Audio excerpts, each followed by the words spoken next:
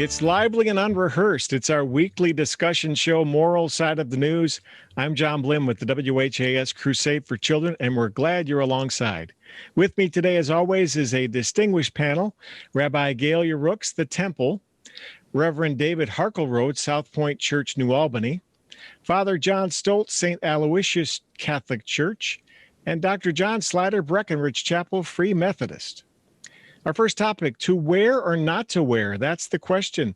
The CDC is leaving up to local officials as the highly contagious Delta variant of the coronavirus surges in areas with low vaccination rates. It will be left to local officials to set guidelines for mask wearing. Los Angeles health officials recommend all people, vaccinated or not, continue to wear masks. And worldwide, the World Health Organization says all should continue to wear masks. So turning to our panel on Moral Side of the News, share your thoughts on to wear a mask or not to wear a mask. Who do you believe, or what do you think?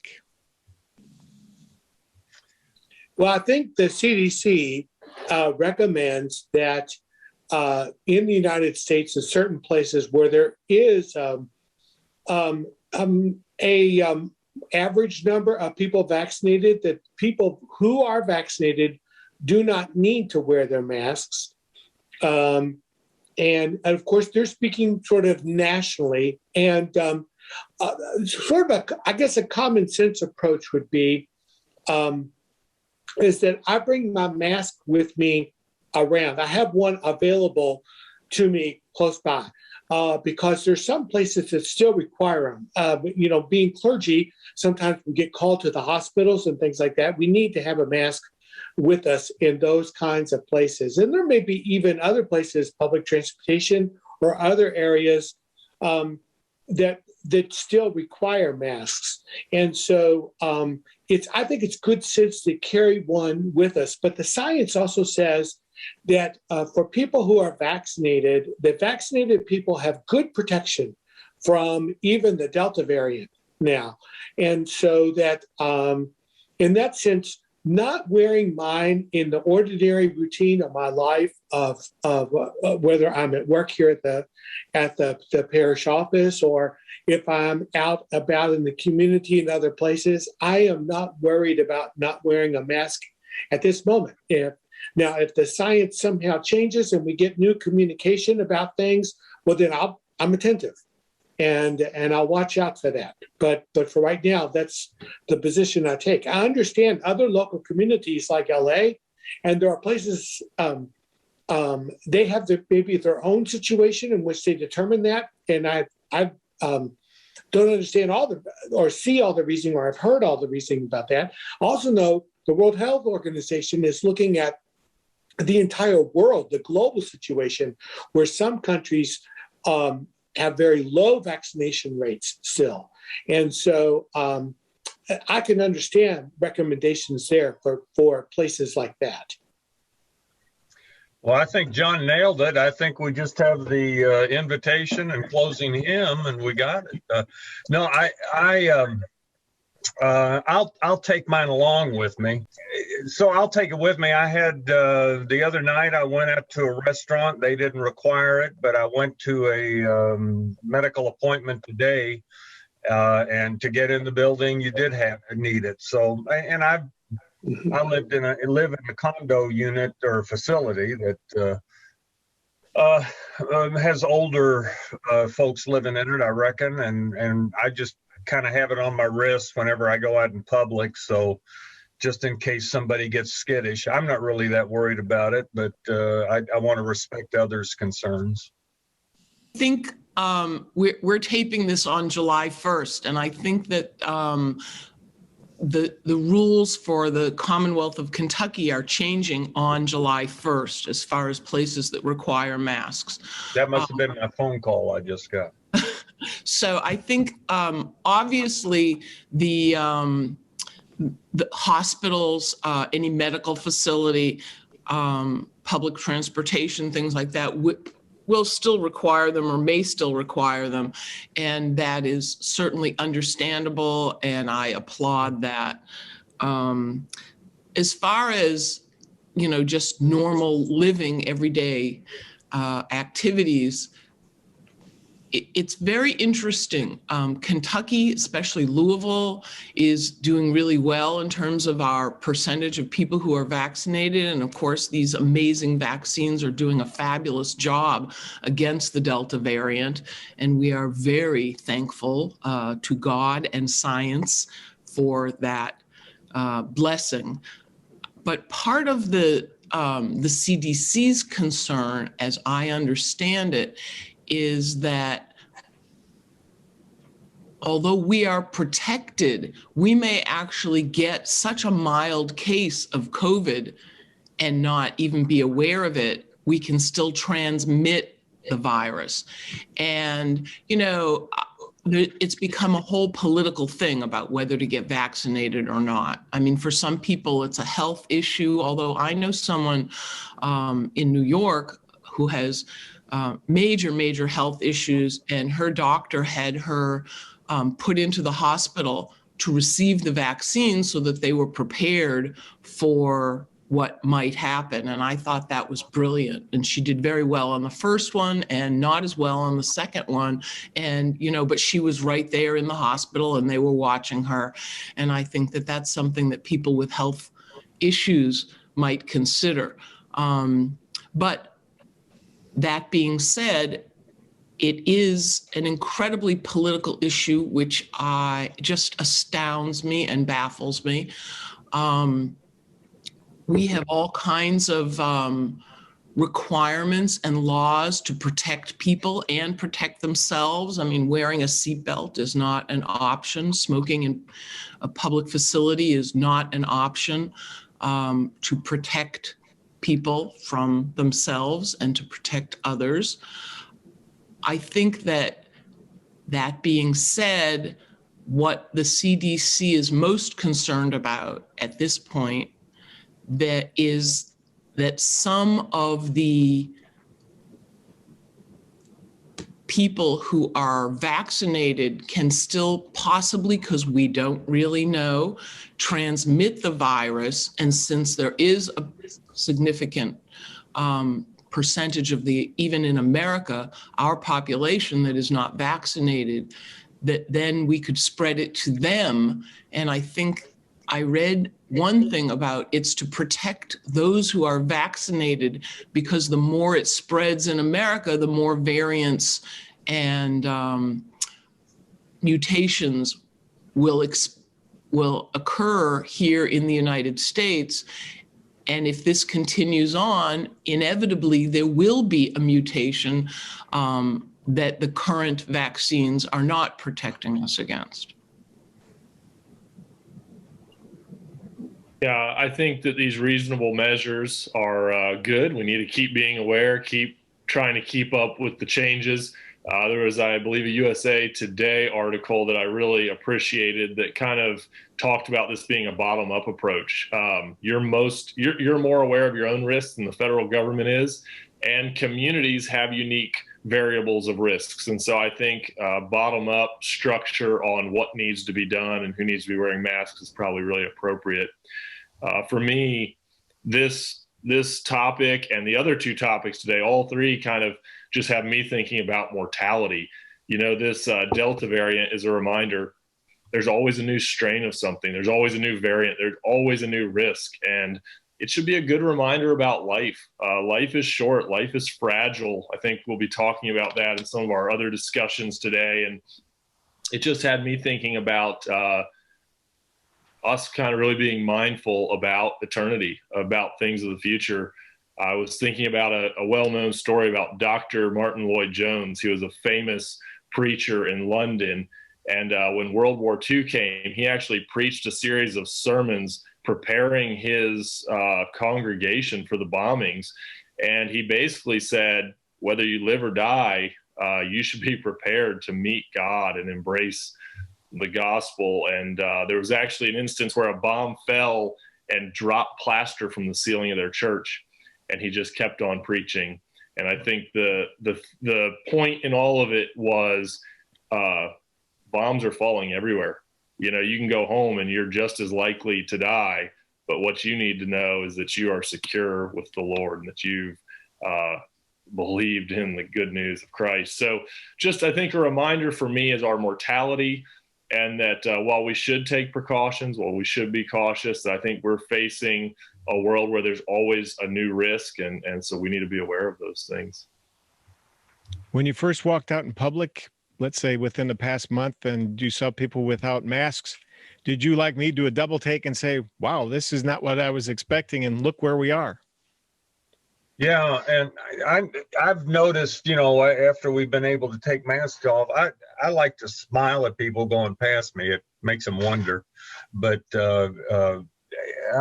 most of your expression is, I guess, from the nose down. I mean, you can raise your eyes at people as part of a smile, but if they don't see that, you don't know what's going on. So yeah, I like to be able to express myself to folks and to read folks, and that was something that I missed in all that masking stuff. I noticed the power of a habit. So you got used to that mask and wearing it, that even though you realized that you were free not to wear it, that there were some places where it was okay, that not having it on, it just, you felt different. You felt it. And then it's as if I got reminders like, do I need to put my mask on or not? Because I got so used to wearing it in places. And I realized that months ago, when a year ago, when I started wearing it and became common, I needed the reminders to actually put it on. And then it was the sense of, I got so used to having it on, it felt different not having it on. Yeah. And so anyway, it was a different kind of experience. And I'm not proud of this, but there were times, my husband and I went to Berea recently for the first vacation in 15 months. We didn't want to fly, but we drove and had a fabulous time. I adore Berea.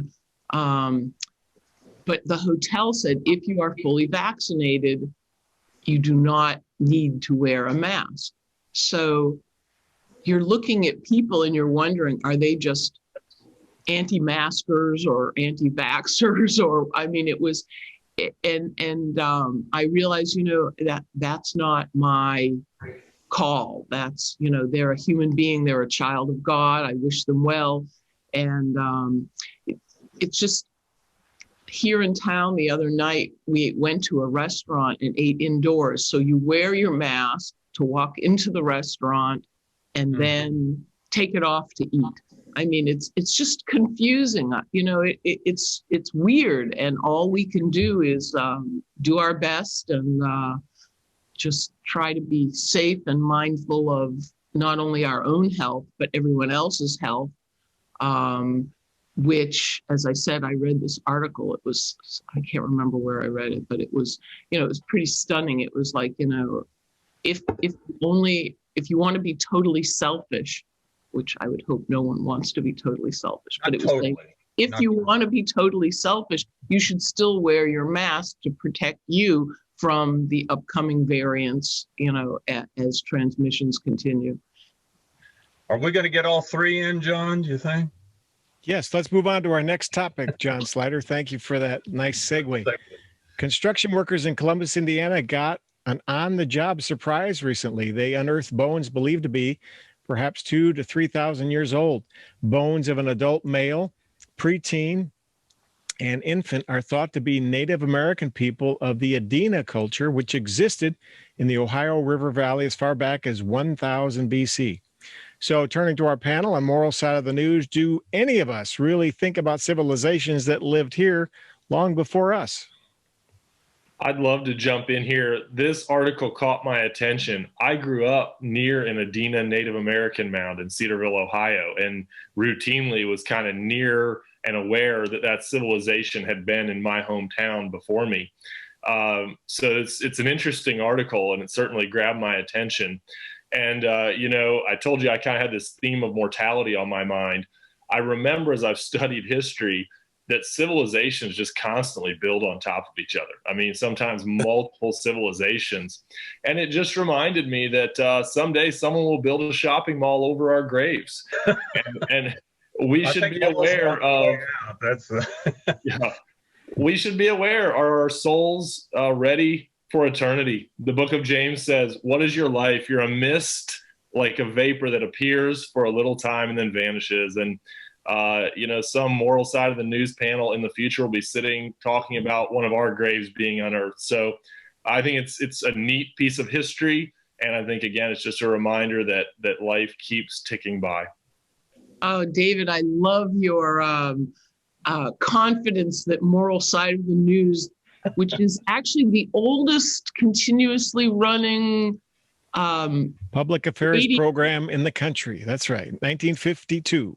Gaylia predates me. I'm just saying that. And I'm hoping it's still around too, but Gaylia, go ahead. Okay. Anyway, I love that you say that. I would hope that this would be a reminder of, we think of Columbus or other peoples who came and conquered or settled, Europeans who came to America as the founders of this nation.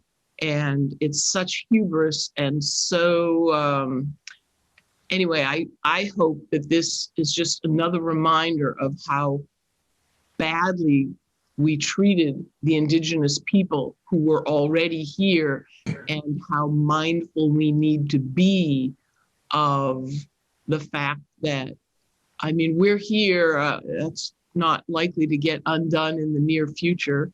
I'm not even saying I would want that, but what I would pray for is more cognizance and care about what we have done to the people who were here before us. And I think that Native Americans deserve a lot of help and a lot of appreciation and atonement from. Well, I don't. 1000 BC. I don't think anything happened. I don't think any Europeans did anything to those folks in Indiana. Not particularly those bones, but there were. I'm wondering who did something bad to them if there were no Europeans around. But anyway, I'm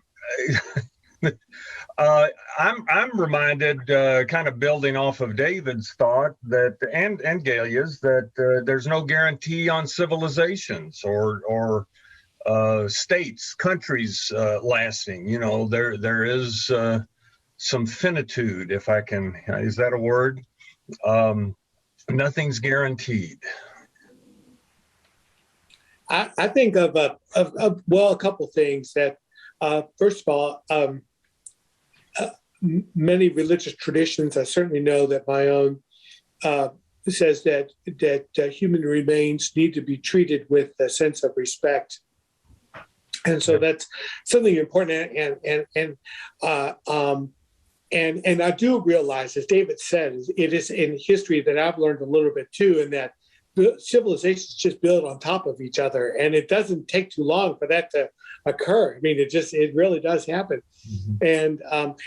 But I hope that we have the sense of a sense of respect, that we don't just sort of build on top of cemeteries or things like. There's an ethic there about that we need to keep about respecting human remains. The other thing I think of is that I look at this news opportunity here as a place of learning I know certainly for me, and I think many other people too. I'm not even familiar with the Adena tribe. That's I'm not.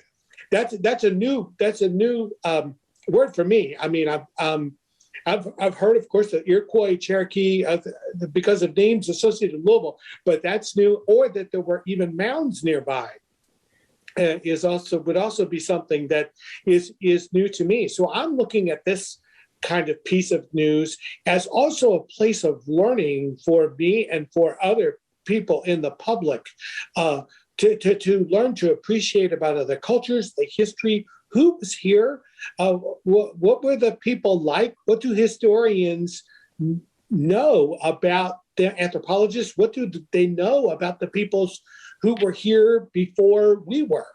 I think that's that could be a place of great learning for But I love that, John. But also, right now, as we are sitting here on Moral Side of the News, there are indigenous peoples fighting for their burial grounds, not to be torn up for development or, whatever, for pipelines. And it's a great history lesson. But if we don't even care to learn from history or care about the people who were here before we came, I just think that there's a lot that speaks to this very moment. You talk about the moral side of the news. For me, the moral side here is to be respectful, especially of burial sites. Well, and also where people are living now and how we treat them. Yeah. Well, that goes back to my first point, and that is that many religious traditions, including my own, believe that that remains need to be respected. Their dignity, the dignity of that needs to be respected.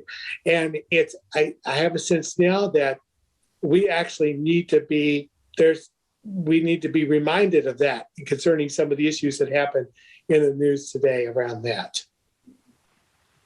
Yeah, I agree, John. I was going to say the same thing. I think human dignity is absolutely a part of this discussion that can get out of balance. I think not human dignity. I think some of the cultural questions get out of balance in our society. But I think certainly I would want maybe even young people viewing this, people who have not thought through these things, that human dignity is important. The way we handle the human remains is important.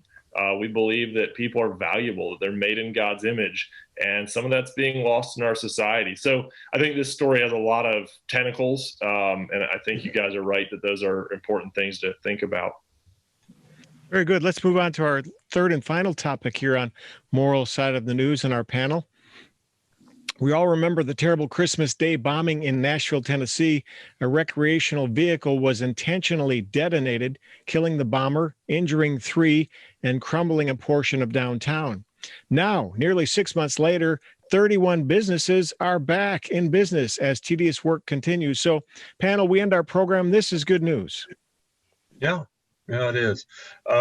Great resiliency on the part of those 31 businesses. I think they're still... Aren't they sifting through stuff and trying to reclaim some of the destroyed area? It pretty well is settled who did what, when, and why. But it takes a while to bounce back. But Nashville, am I getting the right city? Nashville's doing a good job. I was just reminded as I read this. Well, one, we just have such short memories. I had to recall 6 months ago. We see so much of this in the news, and it just reminded me, man, tearing things down is so easy and building things up is hard. Yeah. And tearing down is the work of the lazy and the work of people who really need to make some changes. But I think we need to be building up. We need to be using words that build up, and we need to be reaching out to people who are hurting and inviting people into our sphere of influence and our sphere of love. And our nation is just still so strained and so divided that we're seeing these kind of things happening. So it's great news that things are being rebuilt. Rebuilding is hard work. And I think it's a hard work we need to approach with the human side of this story too, that we start, that we're careful that we're building up and not tearing down. I never understand this kind of violence and death and destruction, but this one particularly because he so obviously made efforts to protect lives. Of course, you never know what's going to happen, and I'm not in any way excusing what he did, but even having the loudspeaker saying that a bomb was going to go off and everything, and you never know in acts of violence. I mean, there could have been I remember when my kids were young, if the baby couldn't go to sleep, sometimes at 2 a.m, we'd go out for a drive or something just to, that always knocked them out. And there could have been a young parent and baby driving by at exactly that moment. And And do they understand the whys, John? You said Well, I think it was just a guy that wanted to take his own life. Without him here, you're never going to get the full why. But I just was reading into it and thinking it probably is somebody in a strange way was starved for attention in his own life and starved for some sort of recognition of himself as a person. And this was his one way for people to notice him. And that's a sad commentary on society today, but so be it. It is. There's a lot of people that are suffering from that and not doing such violent acts. But I think it was just the guy was, I'm trying to say it appropriately. Yeah, he just was not well. And sometimes I think all of these situations have different individual explanations behind them. You can destroy someone's life without killing them. If you destroy a store, the storefront, and they're out of business for a while, and that's how they pay the rent. And I mean, these. John, I'm sorry. Yeah, no, that's okay, Gaylia, because my point is somewhat similar, and that is that I think of people from that kind of violent action, people suffering trauma, and in all kinds of ways, in a large violent act like that. And I think of that relationship of destroyed buildings or things sort of torn down, and also of trauma in the spirit of those two being related. In the sense then, if those two are related, then the hard work of rebuilding, like David talked about in a great way, of rebuilding a building, starting back a business, in that work also of rebuilding after trauma, of doing some work of trying to come back to normal, finding some healing of spirit, all of that, of those two being related. And that is marked by the word resiliency. Some theological traditions we use resurrection. That is, we're going to start over and have something new out of that. And I think that's of course great. And looking at that also gives us hope. All right, panel, thanks for your discussion here on our program, Moral Side of the News. Thanks to David Harkleroad, John Stoltz, John Slider, and Gaylia Rooks. The 68th annual WHAS Crusade for Children raised $5.1 million just about a month ago. But it's always crusade season. You can make a secure donation still at whascrusade.org. That's whascrusade.org. Or mail your donation to WHAS Crusade for Children, 520 West Chestnut Street, Louisville, Kentucky, 40202. That's 520 West Chestnut Street, Louisville, Kentucky, 40202. We'll be back again next week with another edition of our program, Moral Side of the News. Until next time, thank you, panel. Have a great week. Stay safe and be well.